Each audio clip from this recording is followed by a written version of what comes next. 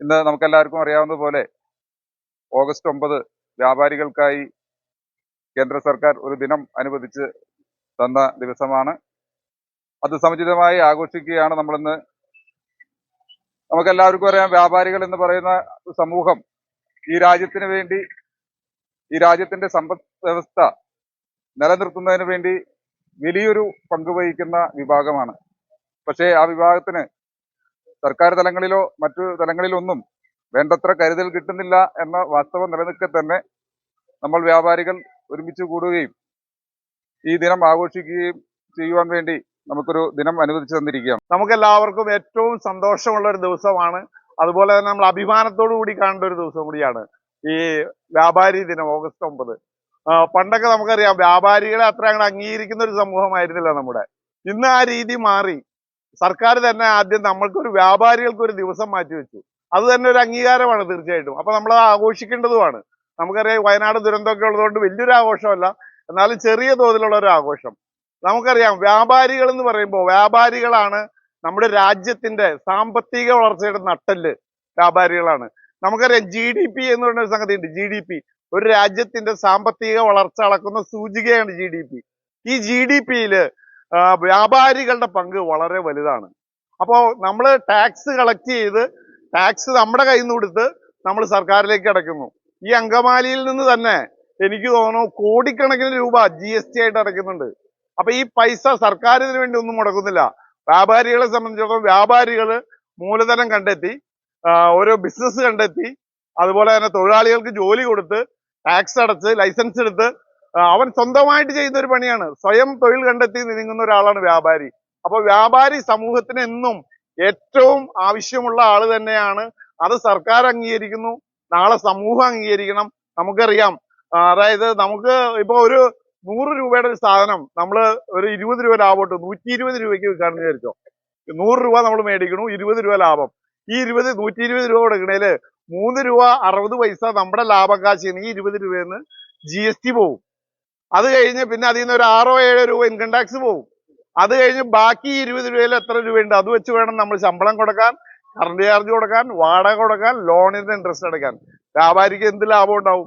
അപ്പൊ വ്യാപാര മേഖല ഈ ആളുകൾ കാണുന്ന പോലെ ഒരുപാട് നമ്മള് പണക്കാരാവാനോ ഉള്ള ഒരു മേഖലയല്ല.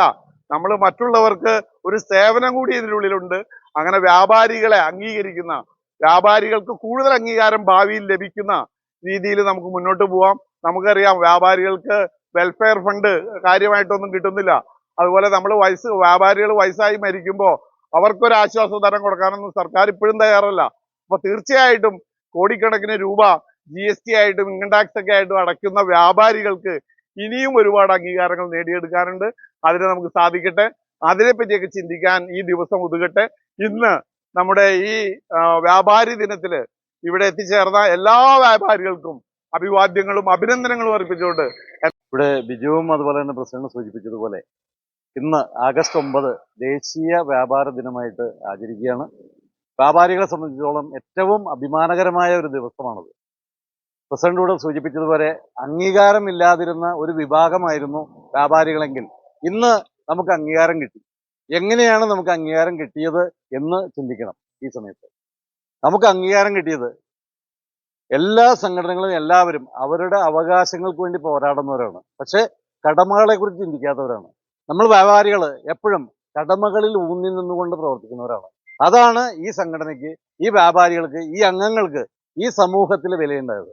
അതിനൊരു മകുട ഉദാഹരണമാണ് ഇപ്പോൾ നടന്ന ദുരന്തം, വയനാട്ടിൽ നടന്ന ദുരന്തം. ആ ദുരന്തത്തിൽ ഇരയായ വ്യാപാരികൾക്കും അതുപോലെ തന്നെ പൊതുജനങ്ങൾക്കും വേണ്ടിയിട്ട് സംസ്ഥാന കമ്മിറ്റി ആലോചിച്ചെടുത്ത തീരുമാനമാണ് 20 കോടി രൂപയുടെ സഹായഹസ്തം അവർക്ക് കൊടുക്കാനായിട്ട്. അത് കേരളത്തിലുള്ള 4000-ലധികം യൂണിറ്റുകൾ ഏറ്റുവാങ്ങി. കേരളത്തിലെ 3.5 കോടി വ്യാപാരികളും അത് ഏറ്റെടുത്തു. ആ അടുത്തതിന്റെ ഭാഗമായിട്ട് അങ്കമാലി നിയോജകമണ്ഡലത്തിലും എറണാകുളം ജില്ലയിലുമുള്ള മുഴുവൻ വ്യാപാരികളും ആ ഉദ്യമത്തിൽ പങ്കുചേരുകയാണ്. നമുക്കറിയാം, കഴിഞ്ഞ 4 ദിവസമായിട്ട് അങ്കമാലിയിലെ വ്യാപാരികൾ സംഘടനയുടെ നേതൃത്വത്തിൽ എല്ലാ വ്യാപാര സ്ഥാപനങ്ങളിൽ നിന്ന് 10 രൂപയായാലും 10,000 രൂപയായാലും ഒരേ സ്നേഹത്തോടുകൂടി തന്നെ വാങ്ങിക്കൊണ്ട് നമ്മൾ വയനാട്ടിലേക്ക് കൊടുക്കാനായിട്ട് തയ്യാറാണ്. ഞാനിപ്പോ വേറൊരു വ്യാപാര ദിനം കഴിഞ്ഞിട്ടാണ് വരുന്നത്. തുറവൂര് വ്യാപാര ദിനത്തിന്റെ സന്ദേശം കൊടുത്തുകൊണ്ട് ഞാൻ ഇവിടെ വരുന്നത്. ആ ഒരു ചെറിയ ഗ്രാമത്തിൽ 72,000 രൂപ പിരിച്ച് ഇന്ന് ജില്ലയ്ക്ക് വേണ്ടിയിട്ട് എന്നെ ഏൽപ്പിച്ച് അത് സ്വീകരിച്ചുകൊണ്ടാണ് ഞാനിവിടെ വരുന്നത്. നമുക്കറിയാം അങ്കമാലിക്ക് 5 ലക്ഷം 6 ലക്ഷം പിരിക്കാനുള്ള കപ്പാസിറ്റി ഉണ്ട്. ആ രീതിയിൽ പിരിക്കുക എന്ന് പറയുന്നത് ഇതൊരു പിരിക്കൽ എന്ന് പോലും നമുക്ക് പറയാൻ പറ്റില്ല.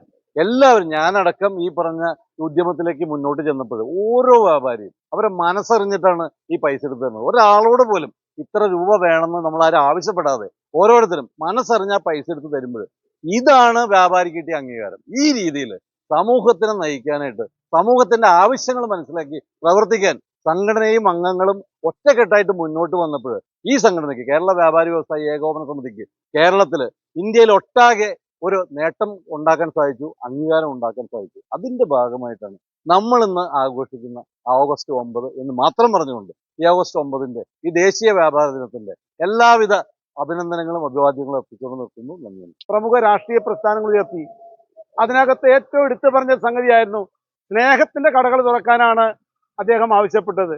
നമ്മൾ ഈ രാജ്യത്ത് സ്നേഹത്തിന്റെ കടകൾ മാത്രമല്ല സാമ്പത്തികത്തിന്റെ അല്ലെങ്കിൽ രാജ്യത്തെ നിലനിർത്തുന്ന ഒരു വലിയ കൂട്ടായ്മയുടെ ഭാഗമായിട്ടാണ് നമ്മൾ നിലകൊള്ളുന്നത്.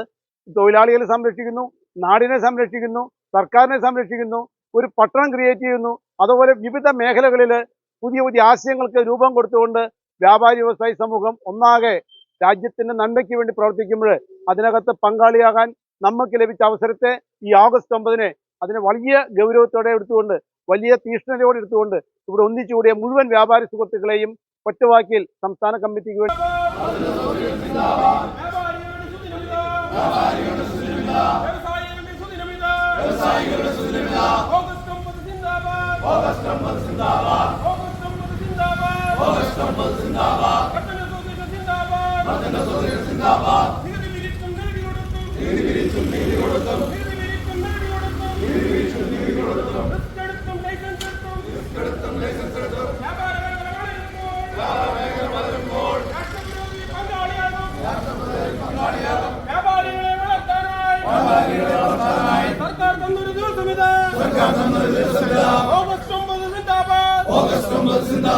ആശ്വാസദിനം സിന്ദാബാദ്. വ്യാപാരി ദിനം ആഘോഷിക്കും. വ്യാപാരി ദിനം